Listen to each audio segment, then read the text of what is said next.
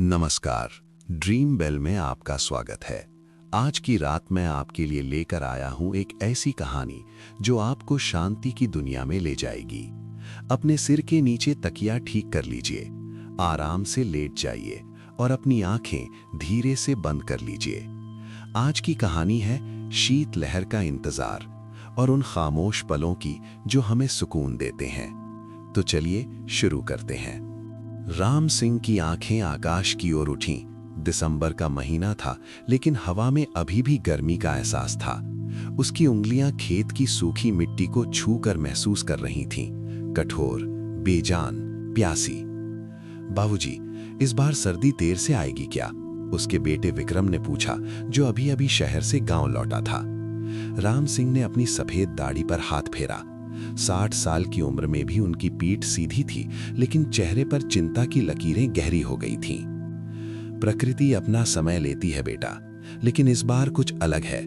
मैंने अपनी पूरी जिंदगी में ऐसा दिसंबर नहीं देखा।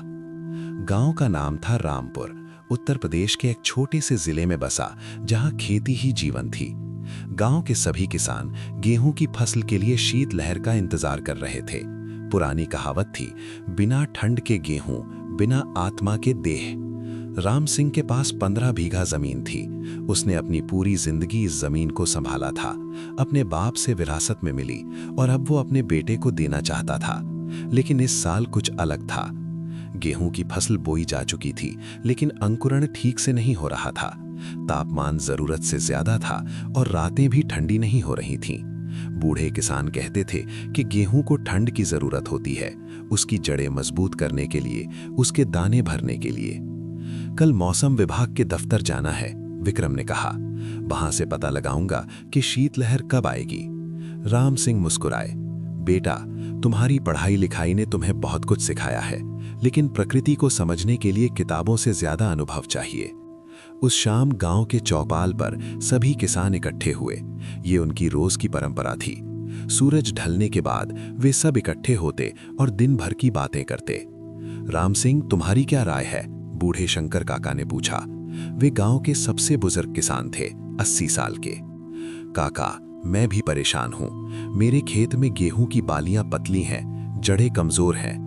ये जलवायु परिवर्तन है, युवा किसान महेश ने कहा। टेलीविजन पर देखा था, दुनिया गर्म हो रही है।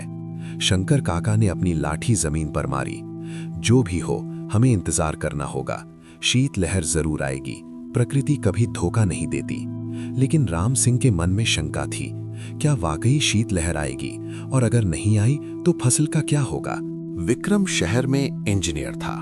अच्छी नौकरी थी, अच्छा वेतन, लेकिन पिछले कुछ महीनों से उसे गांव की याद सताने लगी थी। शायद ये उम्र का असर था। अब वो 30 का हो चुका था और जीवन में कुछ स्थायी चाहिए था। बाबूजी, मैं सोच रहा हूं कि शहर की नौकरी छोड़ दूं, एक रात खाने की मेज पर उसने कहा। राम सिंह की पत्नी सरला देवी ने चौंक कर देखा। क्या कह रहे हो तुम? इतनी अच्छी नौकरी? मां, मैं खुश नहीं हूं वहां। हर दिन एक जैसा, ऑफिस घर, ऑफिस घर। यहां देखो, हर दिन नया है, हर दिन चुनौती है। राम सिंह चुपचाप खाना खा रहे थे। उन्होंने अपने बेटे को शहर पढ़ने भेजा था, इसीलिए कि वो किसान न बने। खेती कठिन थी, अनिश्चित थी। एक बुरा मौसम सब कुछ बर्बाद कर सकता था। बेटा, खेती आसान नहीं है, आखिरकार उन्होंने कहा। तुम कल्पना नहीं कर सकते कितना मुश्किल है। मैं जानता हूं बाबूजी, इसीलिए तो वापस आना चाहता हूं। आप अकेले ये सब नहीं कर सकते, आपकी उम्र हो गई है। राम सिंह ने अपनी पत्नी की ओर देखा। सरला की आंखों में आंसू थे, खुशी के या दुख के, ये पता नहीं था। तुम्हारी शादी का क्या होगा? सरला ने पूछा। शहर की लड़कियां गांव में नहीं रहना चाहती। मां, वो सब बाद में देखेंगे, पहले ये फसल बचानी है। अगली सुबह विक्रम अपने पिता के साथ खेतों में निकल गया। सूरज की पहली किरणों में गेहूं के पौधे सुनहरे दिख रहे थे, लेकिन राम सिंह की अनुभवी आंखें उनमें कमजोरी देख सकती थीं। देखो बेटा, उन्होंने एक पौधे को उखाड़ते हुए कहा। जड़ें देखो, ये छिछली हैं, गहरी नहीं गईं, और पत्तियां देखो, पीली पड़ रही हैं। विक्रम ने ध्यान से देखा। वो समझ रहा था। क्या कर सकते हैं हम? इंतजार, बस इंतजार। शीत लहरानी चाहिए, ठंड आनी चाहिए। दोपहर में वे गांव के कृषि अधिकारी से मिलने गए। कार्यालय एक छोटे से कमरे में था जहां पुराने पोस्टर दीवारों पर लगे थे। सर, शीतलहर के बारे में कुछ जानकारी है? विक्रम ने पूछा। अधिकारी ने अपना चश्मा सही किया।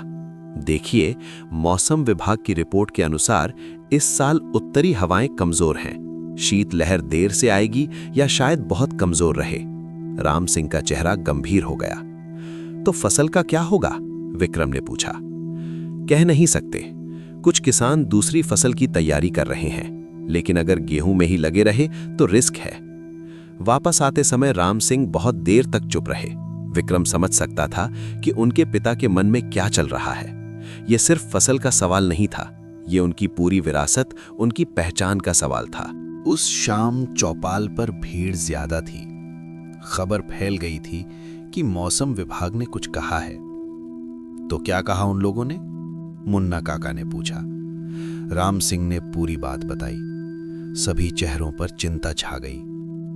मैं तो कह रहा था, महेश बोला, हमें जल्दी कोई दूसरा प्लान बनाना चाहिए। नहीं, शंकर काका की आवाज गूंजी, हम इंतजार करेंगे। मैंने अपनी जिंदगी में कई बार ऐसा देखा है। प्रकृति अपना काम करती है, लेकिन अपने समय पर। लेकिन काका, अगर नहीं आई शीतलहर तो हम फिर से बोएंगे। हम किसान हैं, हार मानना हमें नहीं आता। शंकर काका की बात में ताकत थी। सभी ने सिर हिलाया। विक्रम चुपचाप सुन रहा था। उसे अपने बचपन की एक घटना याद आई। वो शायद 8 साल का था जब एक बार भयंकर सूखा पड़ा था। पूरे गांव की फसल बर्बाद हो गई थी। उसने अपने पिता को रोते हुए नहीं देखा था, हार मानते हुए नहीं देखा था। अगली बरसात में राम सिंह ने फिर से बीज बोए थे। बाबूजी, घर वापस आते समय विक्रम ने कहा, आप कभी हार नहीं मानते। कैसे? राम सिंह मुस्कुराए। बेटा, किसान और हार, ये दोनों शब्द साथ नहीं चलते। हम प्रकृति के साथ काम करते हैं, उसके खिलाफ नहीं। कभी अच्छा मौसम मिलता है, कभी बुरा, लेकिन हम करते रहते हैं। और अगर इस बार भी नुकसान हुआ तो अगली बार फिर कोशिश करेंगे। यही तो जिंदगी है। उस रात विक्रम को नींद नहीं आई। वो छत पर लेट गया, आकाश की ओर देखते हुए। तारे चमक रहे थे, लेकिन हवा में अभी भी ठंड नहीं थी। उसे अपने कॉलेज के दिन याद आए, जब वो अपने दोस्तों को बताता था कि वो किसान का बेटा है, तो कुछ लोग हंसते थे। किसान? आजकल कौन किसानी करता है? लेकिन अब यहां लेटकर अपने गांव की मिट्टी पर वो गर्व महसूस कर रहा था। ये जीवन सरल नहीं था, लेकिन ये असली था, ये ईमानदार था। दिन बीतते गए, क्रिसमस आ गई, फिर नया साल, लेकिन शीतलहर नहीं आई। गांव में तनाव बढ़ने लगा। कुछ किसानों ने अपनी गेहूं की फसल उखाड़ दी और जल्दी पकने वाली सब्जियां बो दी, लेकिन ज्यादातर किसान इंतजार कर रहे थे। राम सिंह रोज सुबह मंदिर जाते और प्रार्थना करते। वो धार्मिक आदमी नहीं थे, लेकिन अब आस्था ही एक सहारा था। भगवान, मैं अपने लिए नहीं मांग रहा, वो फुसफुसाते। मेरे गांव के लिए, मेरे किसान भाइयों के लिए बस एक बार शीतलहर भेज दो। एक दिन विक्रम शहर से कृषि विशेषज्ञ को लेकर आया। डॉक्टर वर्मा एक जाने माने वैज्ञानिक थे जो जलवायु परिवर्तन पर काम करते थे। देखिए, स्थिति गंभीर है, लेकिन असंभव नहीं। अगर अगले 10 दिनों में तापमान गिरता है तो फसल बचाई जा सकती है, और अगर नहीं गिरा तो? राम सिंह ने पूछा। तो उपज बहुत कम होगी, शायद 40-50% नुकसान। राम सिंह ने गहरी सांस ली। 40% नुकसान मतलब साल भर की कमाई खत्म। कर्ज चुकाना मुश्किल हो जाएगा। एक और विकल्प है, डॉक्टर वर्मा ने कहा। आप ड्रिप इरिगेशन और कुछ रासायनिक उपचार से फसल को सहारा दे सकते हैं। कितना खर्च आएगा? विक्रम ने पूछा। लगभग 2 लाख रुपए। राम सिंह हिल गए। 2 लाख? ये तो पूरी फसल की लागत से ज्यादा है। हाँ, लेकिन अगर फसल बच गई तो ये निवेश सही साबित होगा। उस रात राम सिंह और विक्रम देर तक बात करते रहे। बाबूजी, मेरे पास कुछ बचत है, हम ये पैसा लगा सकते हैं। नहीं बेटा, तुम्हारी शादी के लिए पैसे हैं वो, मैं नहीं छूऊंगा। लेकिन बाबूजी, नहीं, हम इंतजार करेंगे, अभी 10 दिन बाकी हैं। अगर शीतलहर नहीं आई तो हम कुछ और सोचेंगे। विक्रम समझ सकता था कि ये सिर्फ पैसों की बात नहीं थी, ये उनके पिता के विश्वास की बात थी, प्रकृति में, परंपरा में, अपने अनुभव में। अगले दिन चौपाल पर एक बैठक बुलाई गई। पूरा गांव इकट्ठा हुआ। भाइयों, राम सिंह ने खड़े होकर कहा, हम सब एक मुश्किल समय से गुजर रहे हैं, लेकिन हम अकेले नहीं हैं, हम एक साथ हैं। सही कहा, मुन्ना काका ने सहमति जताई। मैं एक प्रस्ताव रखना चाहता हूं, राम सिंह ने जारी रखा। हम सब मिलकर एक सहकारी समिति बनाएं। अगर किसी को नुकसान होता है तो दूसरे उसकी मदद करें। यह विचार नया था, लेकिन लोगों को पसंद आया। यह अच्छा है, शंकर काका ने कहा। यही तो हमारी परंपरा है, एक दूसरे का साथ देना। बैठक में फैसला हुआ कि हर किसान अपनी उपज का 5% समिति के फंड में देगा। ये फंड मुश्किल समय में किसी भी किसान की मदद के लिए इस्तेमाल होगा। विक्रम को अपने पिता पर गर्व हुआ। वो सिर्फ अपने बारे में नहीं, पूरे गांव के बारे में सोच रहे थे। लेकिन समय तेजी से बीत रहा था। 5 दिन बीत गए, फिर 7। तापमान अभी भी नहीं गिरा था। 8वें दिन कुछ किसानों ने हार मान ली और अपनी फसल उखाड़ दी। राम सिंह के दिल में दर्द हुआ ये देखकर, लेकिन उन्होंने कुछ नहीं कहा। हर किसान को अपना फैसला खुद लेने का हक था। बाबूजी, हमें भी सोचना चाहिए, विक्रम ने धीरे से कहा। 2 दिन और बेटा, बस 2 दिन। 9वें दिन की सुबह कुछ बदलाव महसूस हुआ। हवा में एक नई ठंडक थी, बहुत हल्की लेकिन मौजूद। राम सिंह ने गहरी सांस ली। ये आ रही है, मैं महसूस कर सकता हूं। विक्रम ने अपने फोन पर मौसम की जानकारी देखी।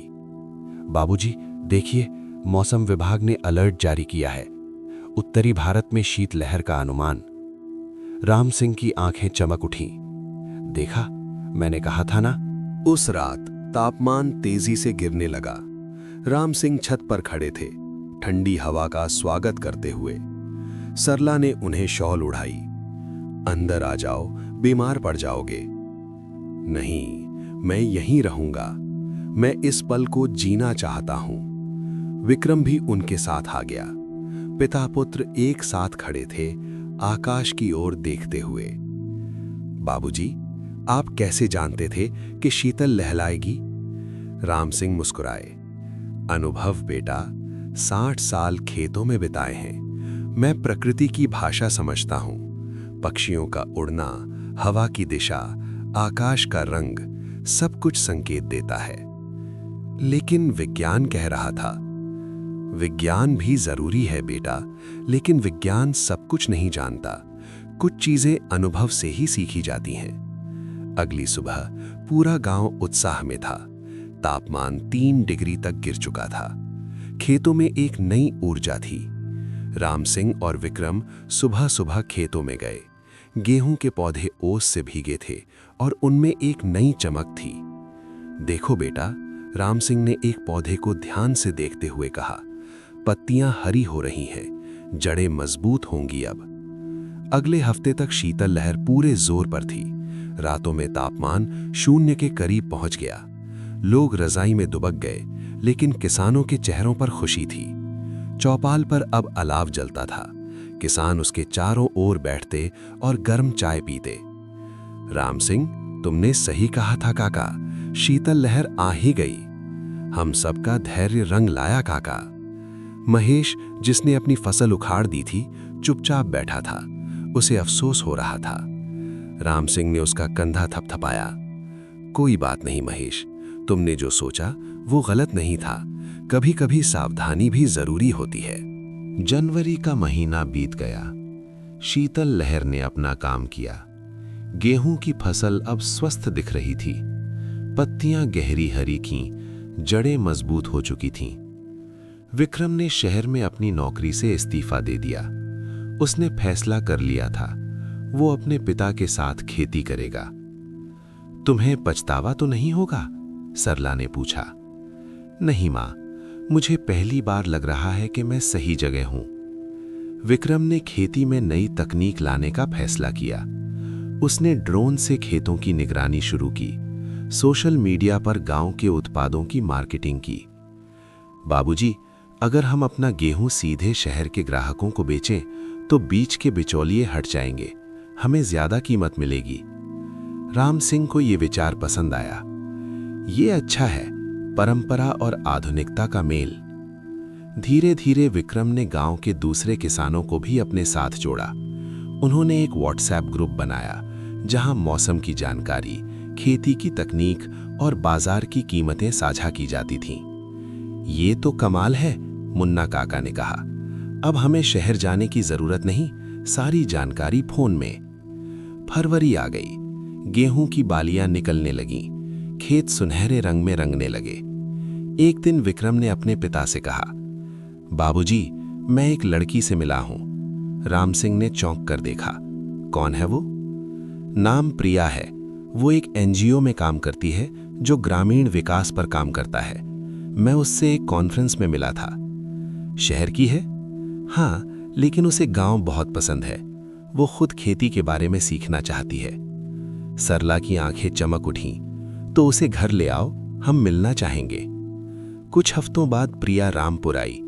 वो एक सरल सुशिक्षित लड़की थी जो गांव के जीवन में गहरी रुचि रखती थी। अंकल, मैं बचपन से गांव आना चाहती थी, लेकिन मेरे माता पिता हमेशा शहर में रहे। अब मुझे मौका मिला है। राम सिंह को ये लड़की पसंद आई। उनमें कोई घमंड नहीं था, कोई दिखावा नहीं था। प्रिया ने गांव की महिलाओं के साथ काम करना शुरू किया। उसने उन्हें सिखाया कि वे अपने घर के उत्पाद, अचार, पापड़, मुरब्बे कैसे शहर में बेच सकती हैं। देखिए आंटी, आपका अचार इतना स्वादिष्ट है, अगर हम इसे ऑनलाइन बेचें तो बहुत अच्छी कमाई हो सकती है। सरला को पहले शक था, लेकिन धीरे धीरे वो भी उत्साहित हो गईं। जल्द ही गांव की 10 महिलाओं ने मिलकर एक छोटा व्यवसाय शुरू किया। मार्च का महीना आ गया। गेहूं की फसल पकने लगी। सुनहरी बालियां हवा में लहरा रही थीं। राम सिंह रोज सुबह खेतों में जाते और फसल को देखते। उनकी आंखों में संतोष था। शीतल लहर ने अपना जादू कर दिया था। बाबूजी, इस साल की उपज कैसी रहेगी? विक्रम ने पूछा।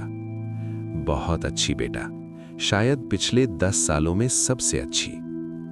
डॉक्टर वर्मा फिर से गांव आए, इस बार अपने छात्रों के साथ। ये अद्भुत है, उन्होंने खेतों का निरीक्षण करते हुए कहा। आपकी फसल उत्कृष्ट है। ये दिखाता है कि पारंपरिक ज्ञान और धैर्य कितना महत्वपूर्ण है। उन्होंने राम सिंह के अनुभव पर एक केस स्टडी लिखने का फैसला किया। अप्रैल में कटाई शुरू हुई। पूरा गांव खेतों में उतर गया। बच्चे, बूढ़े, जवान सब एक साथ काम कर रहे थे। राम सिंह ने पहली बाली अपने हाथों से काटी। उन्होंने उसे माथे से लगाया, फिर विक्रम को दिया। ये तुम्हारी पहली फसल है बेटा, इसे संभाल कर रखना। विक्रम की आंखों में आंसू आ गए। वो समझ गया था कि ये सिर्फ गेहूं नहीं था, ये विरासत थी, परंपरा थी, प्यार था।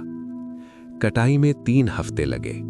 फिर दानों को अलग किया गया, साफ किया गया, बोरों में भरा गया। तो कुल कितना हुआ? सरला ने पूछा।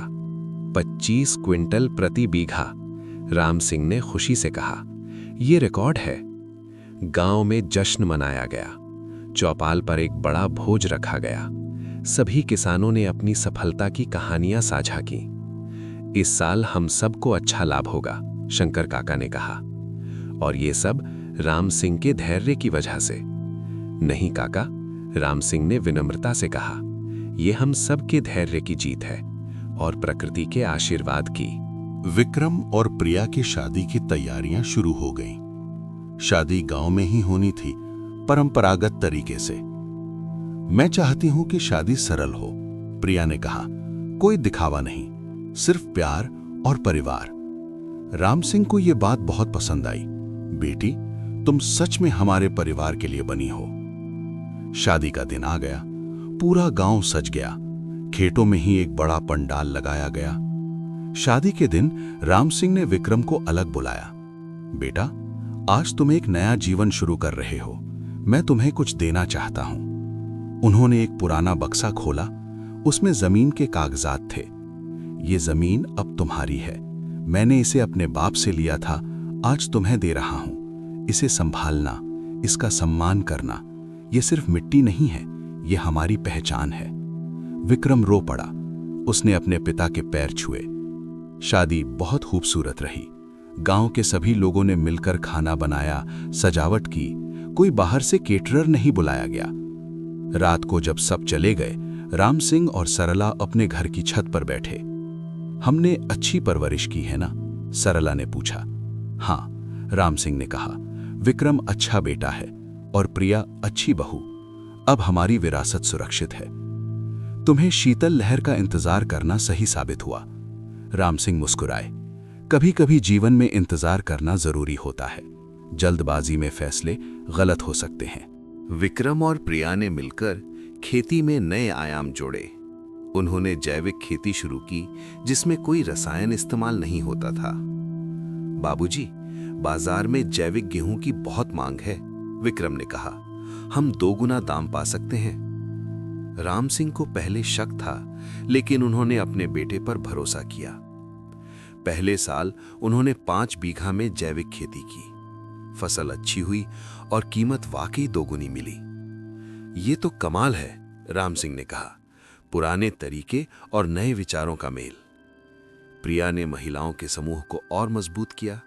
अब वे न सिर्फ अचार बेच रही थीं, बल्कि जैविक सब्जियां भी उगा रही थीं। आंटी, हमने शहर में एक स्टॉल खोला है, प्रिया ने सरला को बताया। हर हफ्ते हमारे उत्पाद वहां जाते हैं। सरला को गर्व हो रहा था। उसने कभी नहीं सोचा था कि उसका अचार शहर की दुकानों में बिकेगा। धीरे धीरे रामपुर एक मॉडल गांव बन गया। दूसरे गांवों से लोग वहां सीखने आने लगे। आपने ये कैसे किया? एक पत्रकार ने राम सिंह से पूछा। हमने सिर्फ धैर्य रखा और प्रकृति पर भरोसा किया, राम सिंह ने जवाब दिया। जल्दबाजी में फैसले लेना आसान है, लेकिन सही समय का इंतजार करना वो असली हुनर है। 1 साल बाद प्रिया गर्भवती हो गई। पूरे गांव में खुशी की लहर दौड़ गई।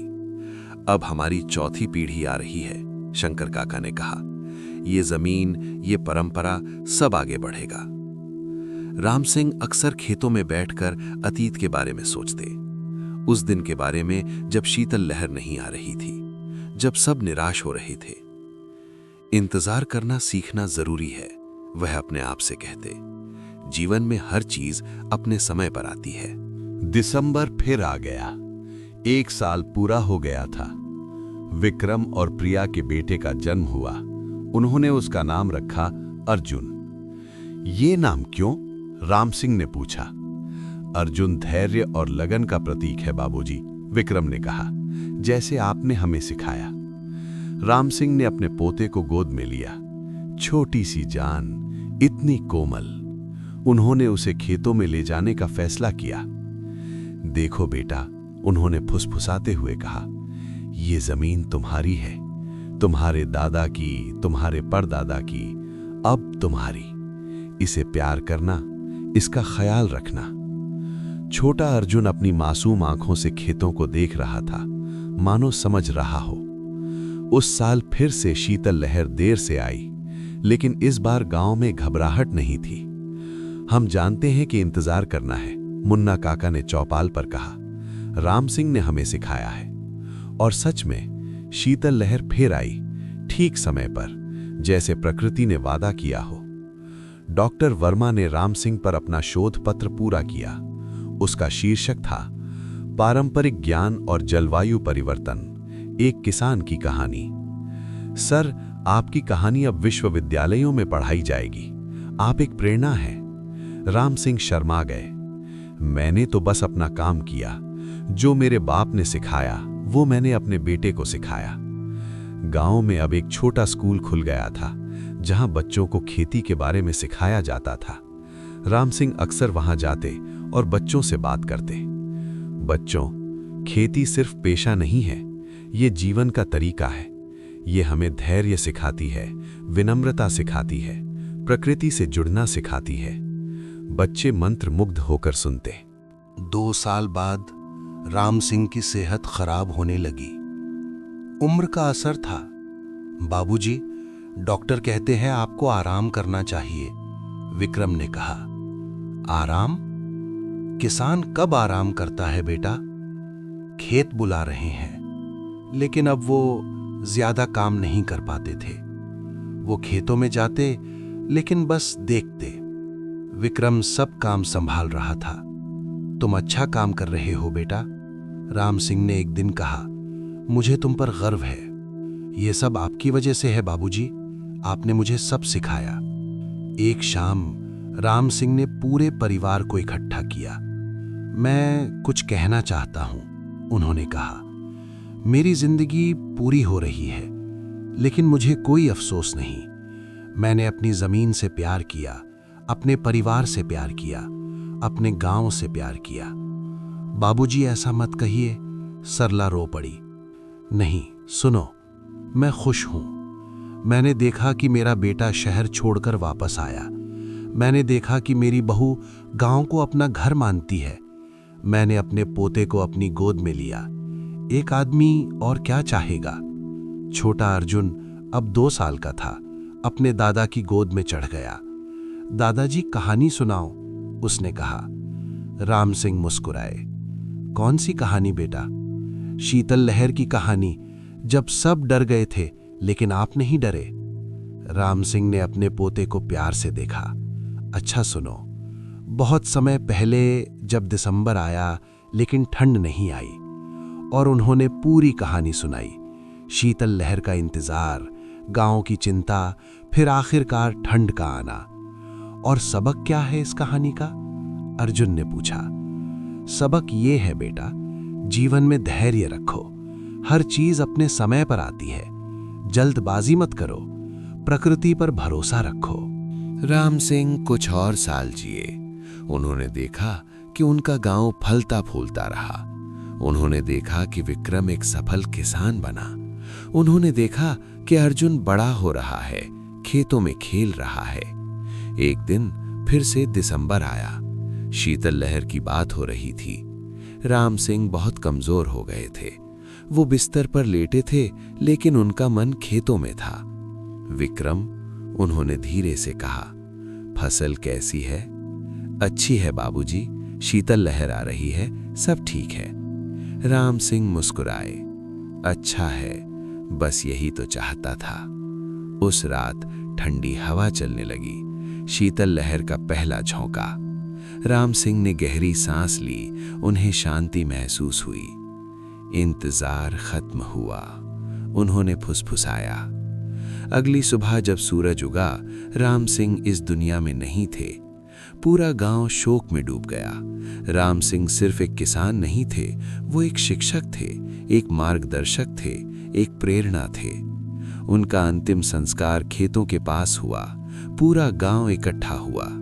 विक्रम ने अपने आंसू पोंछे और बोलना शुरू किया। मेरे बाबूजी ने मुझे सबसे बड़ा सबक सिखाया, धैर्य। उन्होंने सिखाया कि जीवन में जल्दबाजी नहीं करनी चाहिए। उन्होंने सिखाया कि प्रकृति पर भरोसा करना चाहिए। उन्होंने सिखाया कि अपनी जड़ों से जुड़े रहना चाहिए। उसने रुककर खेतों की ओर देखा। आज जो गेहूं यहां लहरा रहा है वो बाबूजी की विरासत है, और मैं वादा करता हूं कि मैं इस विरासत को आगे बढ़ाऊंगा। महीने बीत गए, गेहूं पक गया, कटाई का समय आ गया। छोटा अर्जुन अब 4 साल का अपने पिता के साथ खेत में गया। पापा, दादाजी कहाँ हैं? उसने पूछा।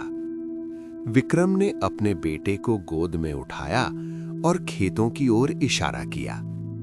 देखो बेटा, ये सुनहरी बालियां, ये हरी भरी जमीन, ये ठंडी हवा, दादाजी यही हैं। वो इस मिट्टी में हैं, इस हवा में हैं। वो हमेशा हमारे साथ रहेंगे। अर्जुन ने अपनी छोटी मुट्ठी में मिट्टी भरी। मैं भी दादाजी जैसा बनूंगा, मैं भी किसान बनूंगा। विक्रम मुस्कुराया। चक्र पूरा हो रहा था। उस शाम चौपाल पर सभी किसान इकट्ठा हुए। वे राम सिंह की यादें साझा कर रहे थे। याद है जब उन्होंने हमें शीतलहर का इंतजार करना सिखाया था? शंकर काका ने कहा। हाँ, मुन्ना काका ने कहा। उस साल हम सब घबरा गए थे, लेकिन राम सिंह ने धैर्य रखा। वो सिर्फ खेती के बारे में नहीं था, जीवन के बारे में था। हर चीज अपने समय पर आती है, प्रिया ने कहा। विक्रम चुपचाप सुन रहा था। उसे अपने पिता की आवाज सुनाई दी। इंतजार करना सीखो बेटा, जल्दबाजी मत करो। और उस रात जब वो अपने बिस्तर पर लेटा, उसने खिड़की से बाहर देखा। आकाश में तारे चमक रहे थे। एक ठंडी हवा का झोंका आया। शीतलहर आ गई थी, फिर से, समय पर। विक्रम मुस्कुराया। धन्यवाद बाबूजी, उसने फुसफुसाया। आपने सही सिखाया। इंतजार करना जरूरी है और प्रकृति कभी धोखा नहीं देती। और इस तरह रामपुर में जिंदगी चलती रही। फसलें उगती रहीं, कटती रहीं, पीढ़ियां बदलती रहीं, लेकिन सबक वही रहा, धैर्य, विश्वास और प्रकृति के साथ सामंजस्य। शीतलहर हर साल आती रही, कभी जल्दी, कभी देर से, लेकिन आती रही। और हर बार रामपुर के किसान इंतजार करते रहे, क्योंकि उन्हें पता था अच्छी चीजों के लिए इंतजार करना पड़ता है। और ये सिर्फ एक फसल की कहानी नहीं थी, ये जीवन की कहानी थी, धैर्य की कहानी थी, विश्वास की कहानी थी। जीवन में सबसे कठिन काम इंतजार करना है, लेकिन जो इंतजार करना सीख जाता है, वो जीवन का सबसे बड़ा सबक सीख जाता है। राम सिंह की डायरी से। अब आराम से लेट जाइए, अपनी आंखें बंद कर लीजिए और सो जाइए। गहरी, शांत, सुकून भरी नींद। शुभ रात्रि।